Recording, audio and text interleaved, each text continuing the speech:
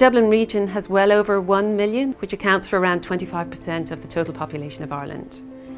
Dublin is framed by the sea on the east side. A lot of housing in Ireland is two up, two down, semi-detached housing because there's a tradition of home ownership in Ireland. So you find suburbs and small towns circling the city. Half of economic activity in Ireland is based in Dublin, and there's a lot of international tech companies like Google, Facebook and Intel, both on the satellite towns and the suburbs around the city. Many homes have one or two cars, but recent studies have shown a high proportion of the Irish population live near their parents, especially their mothers, and see them often. So even suburban areas have a strong sense of continuity and identity. I did field work in a suburban part of Dublin, which I'm calling Thornhill. It's a middle-class part of the city, and a lot of the population catch public transport or drive into the city for work during the day. In some respects, Thornhill is similar to many other mid-sized towns around the country. There's some common features that every Irish town would have. Churches, for example. Pretty much every town would have a Catholic or Protestant church, and they often have parish or community halls attached to them. Here one might find active retirement groups, prayer groups, or the halls might be rented for yoga classes, Pilates, bingo or scouts. My respondents like to meet in halls like these and play bridge and whist, which is very popular in my field site. The community halls are pivotal in community life.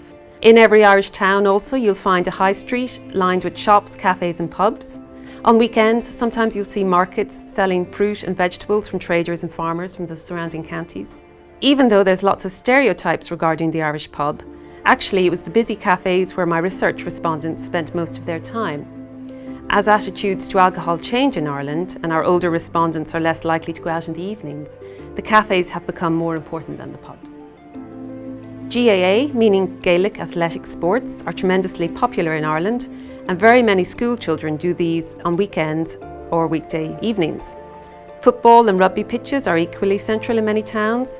Somewhat less common is cricket and hockey. As well as playing grounds, you'll find sports clubs where people play sports or are spectators, but they socialise with each other too. Often sports are the vehicle for regional identity, and during All-Ireland matches, small towns were often festooned with bunting and flags with local county colours. Tidy Towns is also very popular, and lots of small towns have a Tidy Town organisation or a set of volunteers who come together and beautify their town and compete for a Tidy Town award. Walking is a big pastime in Thornhill, and you can often see people walking in parks or by the sea, usually in twos or threes. Dogs are popular pets, and walking gives them the opportunity and excuse to get out and get some exercise.